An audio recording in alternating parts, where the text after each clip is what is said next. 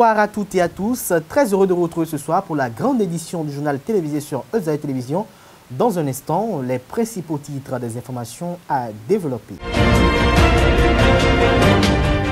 En attendant que gouvernement et syndicats trouvent un consensus pour pallier aux différents mouvements de grève dans le secteur éducatif, les élèves et les écoliers sont livrés à leur propre sort, faute d'absence d'encadrement. Entre rester à l'école pour des activités ludiques ou se rendre dans une salle de cinéma ou encore s'adonner à des rendez-vous coquins, le choix est vite fait. À suivre dans cette édition, un reportage à cet effet. Le psychologue est un professionnel de la psychologie, une discipline vaste et complexe. Il est celui à qui l'on se confie quand on est déboussolé ou l'on éprouve le besoin de parler de ses problèmes à un professionnel. Il analyse les comportements, les faits psychiques, les individus et leur prodigue des conseils. Sans répondre à ses attributs, le taximan moto, communément appelé Zébidjan, assure cette fonction. À suivre dans un instant, un reportage assez édifiant sur ce fait de société. Sport dans cette édition, le championnat national de football du Bénin a été reporté à une date ultérieure. Les raisons motives de ce report avec Anjouré Moucharaf, président de la Fédération béninoise de football, FBF. Bonsoir à nouveau, chers amis internautes. L'Union fait la Nation a tenu ce samedi 10 mars 2018 un conseil national au stade de l'amitié général Mathieu Kérékou de Cotonou. Au terme des échanges, d'importantes décisions ont été prises. Ainsi, à l'issue des travaux, le conseil national a donné mandat au bureau politique pour poursuivre et finaliser les négociations avec d'autres forces politiques partageant les mêmes visions que l'Union fait la Nation, afin de participer au congrès constitutif du parti en gestation, apporter des contributions intellectuelles de l'Union fait la Nation à l'élaboration des textes fondamentaux du parti en gestation et à la préparation de son congrès constitutif, la mise en place d'un fichier des militants et réaffirmer le soutien indéfectible de l'Union fait la Nation aux réformes engagées au Bénin en vue de sa transformation structurelle. Le procureur de la République, Gilbert Ulrich Togbono, a effectué un point de presse dans l'après-midi du vendredi dernier à travers cette sortie médiatique et la faible point de l'enquête judiciaire dans le dossier des concours à polémique de 2015 organisé par le ministère en charge de la fonction publique au profit de l'administration centrale, des finances et des régies financières. Selon le procureur de la République, les enquêtes ont révélé des indices graves et concordants de nature à motiver l'inculpation des mises en cause pour abus de fonction, fraude dans les examens et concours publics et corruption massive et corruption passive d'agents publics national aggravée. Au lendemain de ce concours, les organisations syndicales ont, à travers leur motion de grève, fait les constats suivants. Plusieurs candidats n'ayant pas les diplômes requis ont réussi à faire valider leur candidature pour avoir accès au concours. Plusieurs admissibles au concours n'ont jamais figuré sur les listings de présence aux compositions. Plusieurs candidats ayant partiellement composé ont été déclarés admissibles au concours. Plusieurs candidats déclarés admissibles l'ont été dans plusieurs corps de métier alors qu'ils étaient censés composer à la même heure. Plusieurs candidats ayant émargé et composé dans des corps de métier donnés ont été déclarés admis dans d'autres corps.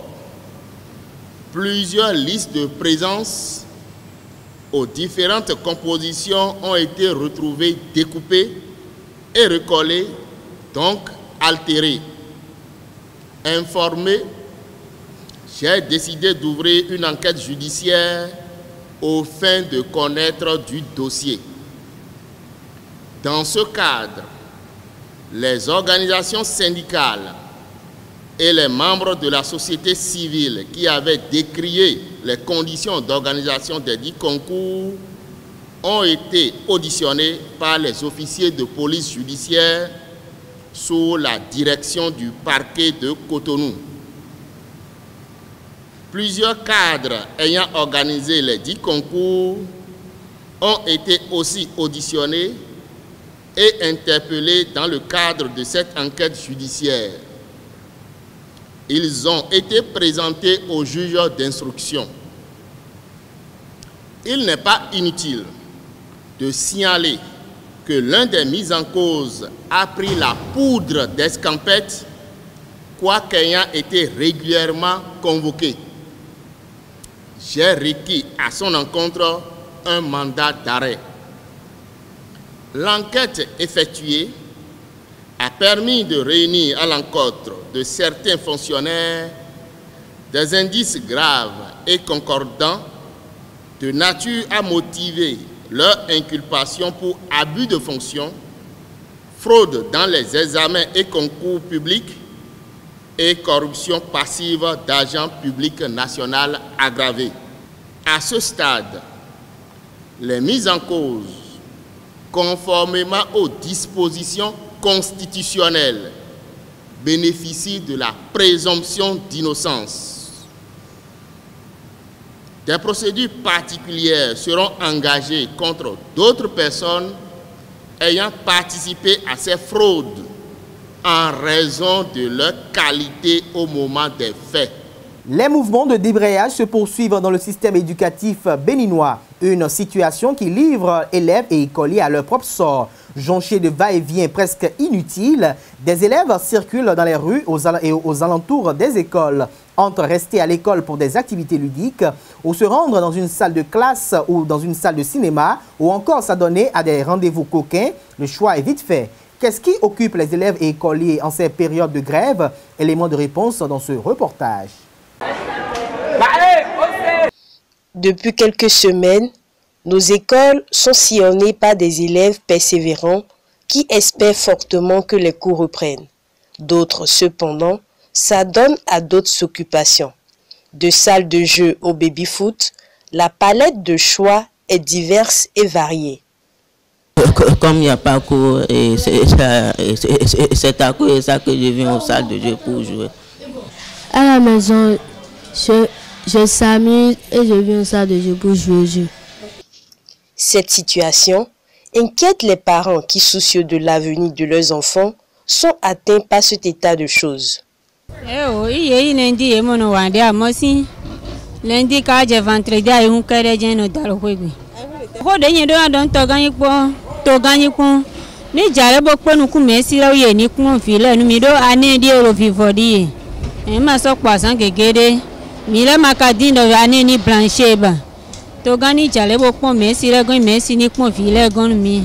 En attendant que la petite école ne reprenne ses activités, les cahiers ont laissé place aux manettes de jeu.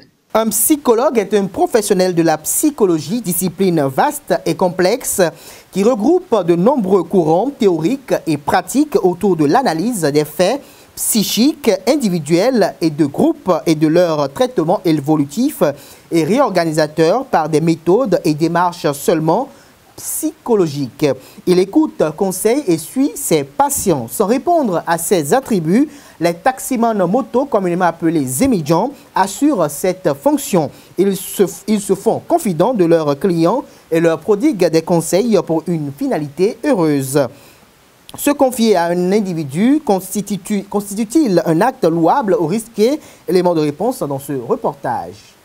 Les taximotos, communément appelés Zemidjan ou Kekenon, sont de véritables psychologues au service de la nation. Outre leur casquette de conducteur, ils revêtent bien souvent celle de psychologues commis d'office.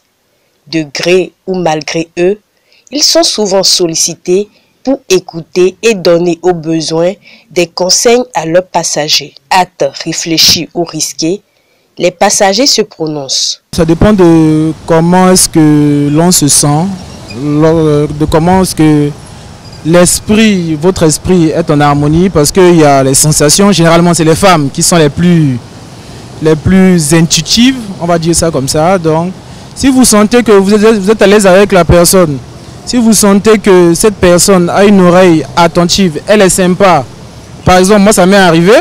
Je me suis rendu compte que le ZEM respectait le code de la route, les feux, il ne dépassait pas n'importe comment et tout. Et je suis allé jusqu'à demander le numéro de cette personne. Nous avons échangé et j'ai compris que bon, il y en a qui sont dans la circulation, mais qui sont non seulement instruits, mais aussi qui connaissent beaucoup de choses. Parce que dans les ZEM, il y a aussi nos aînés. Donc, personnellement, je pense que ce n'est pas une bonne idée de raconter ces problèmes à un inconnu. Surtout encore que ce sont des ZEM qui souvent nous déposent chez nous ou bien chez nos proches. Donc, dans leur confier des problèmes qui nous sont propres, qui nous sont intimes, je pense que ça risquerait en fait à la longue de nous nuire. Non, on peut parler de sujets brûlants de l'actualité, des sujets dont tout le monde est au courant. Mais d'un problème qui m'est intime, qui m'est propre ou qui est propre à un ami ou à un proche, non. Pour les émigrants, le risque est grand que ces confessions deviennent un danger pour ceux qui ne savent pas les limiter. Les clients ne dépendent pas des clients. Bon, c'est de bien. Et dans mon côté, on m'a donné un. Oui, donc depuis on kendoa. Donc on a une fois ici personnel, ben besoin et nous aider tout comme un bodoa. De les cas de badoï, mais on m'a à conditionner on met un autre conseil maintenant ouais. Et on a eu deux. À ce retour body d'or, mais on a à tout mais on a tout mettre des maintenant dans retour na. Donc et en tant que on a évité ne donc on a donc on mais ouais dans moment de si n'importe qui a des problèmes, il peut poser le problème à son prochain, il va lui donner des conseils. Mais je vois que dans ce conseil-là, il y a d'autres, mes collègues, s'ils prennent les clients et que ça peut être une femme ou bien une dame maintenant, et la dame les a posé son acte là, ils cherchent aussi à les détruire aussi encore. Et c'est ça qui n'est pas bon. C'est bon et c'est mauvais. Parce qu'effectivement, tu dois narrer ton acte à ton prochain, effectivement. Mais tu lui donnes des conseils, c'est pas que tu vas dire qu'après tu vas la détourner. C'est pas bon. Le besoin de se confier, même si c'est à un inconnu, est légitime. Encore, faut-il faire attention à la mauvaise foi des gens? Devenir maître de sa destinée, tel est l'objectif visé par l'Institut spécialisé en éveil du potentiel et maîtrise de la destinée ISEP. À cet effet, le 25 février 2018, il a été procédé à l'acceptation des nouveaux étudiants de la 29e promotion du site de Cotonou. La cérémonie a été exécutée par le frère maître Justin Dongberundé, directeur fondateur de l'Institut spécialisé en éveil du potentiel et maîtrise de la destinée ISEP. Suivez ce reportage pour plus d'édification. La formation de métaphysiciens accomplis et entièrement formés au Bénin est la solution pour faire face aux souffrances des hommes et aux dérèglements sur la terre. L'Institut spécialisé en éveil du potentiel et maîtrise de la destinée ISEP de Maître Justin Dongberundé a organisé le dimanche 25 février à la Maison du Peuple d'Agla la rentrée de la 29e promotion des étudiants du site de Cotonou. Avec le violet et le blanc comme couleur distinctive, l'ISEP est une école de réflexion philosophique et d'enseignement métaphysique. Je voudrais faire l'observation que les étudiants que nous sommes en train de vouloir bientôt recevoir dans notre maison sont pour la plupart du point de vue de la religion catholique. Donc nous avons très peu de musulmans, sinon quasiment pas, et nous avons très peu d'animistes de carrière, mais la plupart sont catholiques. C'est un indice important sur lequel peut-être nous allons travailler, sur lequel nous travaillerons plus tard, d'autant que la religion, aujourd'hui, beaucoup les hommes. Vous vivez sans connaître les domaines de votre vie, donc sans connaître les domaines de la vie. Vous attendez que l'ISEP vous indique les grands domaines de la vie, et que l'ISEP précise les raisons de votre présence sur la terre. Nous allons nous poser une première question, et cette question, vous allez essayer de répondre à cela plus tard. À quoi vous servez vos années passées dans vos religions? La métaphysique est selon l'ICEP la science par laquelle l'on trouvera des solutions aux problèmes qui minent l'humanité. De ce fait, la réduction de la souffrance des hommes et la méchanceté ambiante qu'il faut toujours vaincre font partie des raisons qui ont poussé les nouveaux étudiants à intégrer cet institut. Ce qui me pousse à venir maintenant à l'ISAB, c'est atténuer la souffrance des hommes.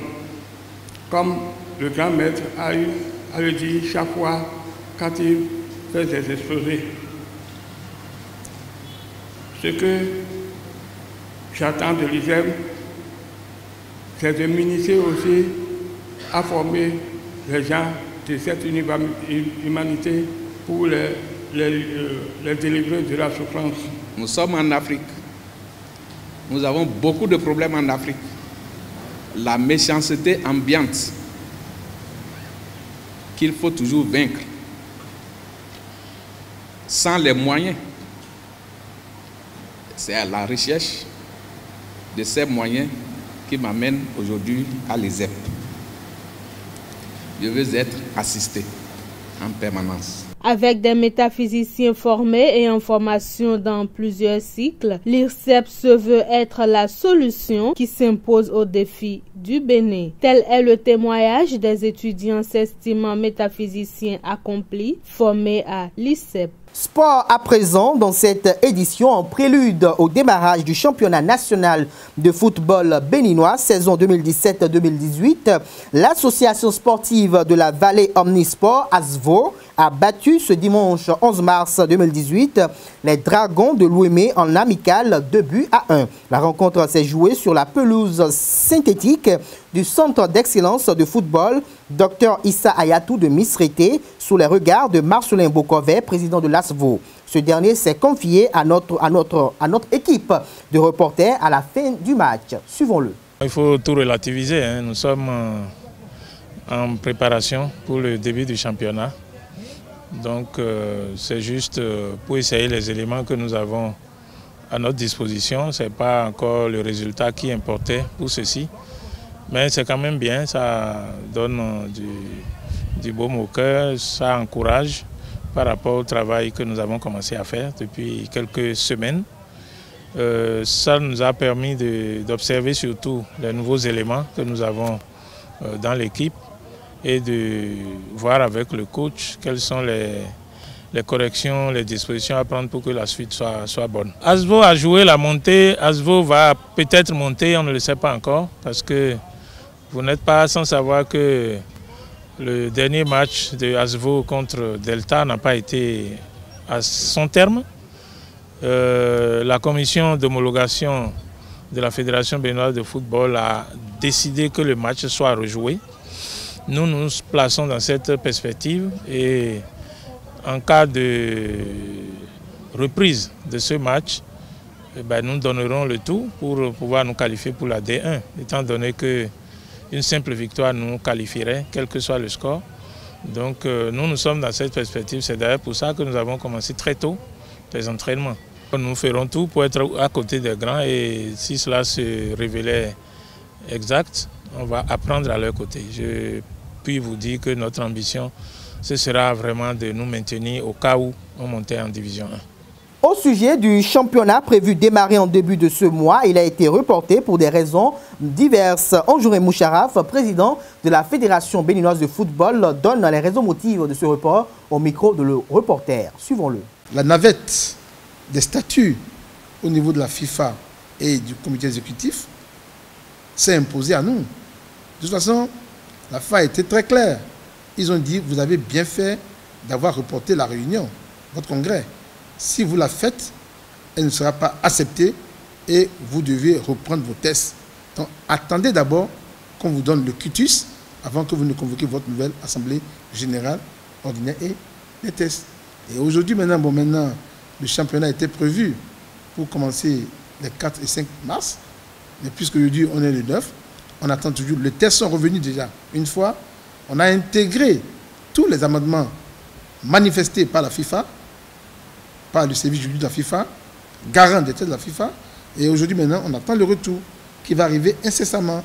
Donc, si ça tarde trop, c'est sûr qu'avant fin mars, nous irons au congrès. Et maintenant, la première semaine du mois d'avril, nous allons commencer les compétitions statutaires pour l'année académique sportive 2018. Ainsi se referme cette édition du 19h sur EZA Télévision.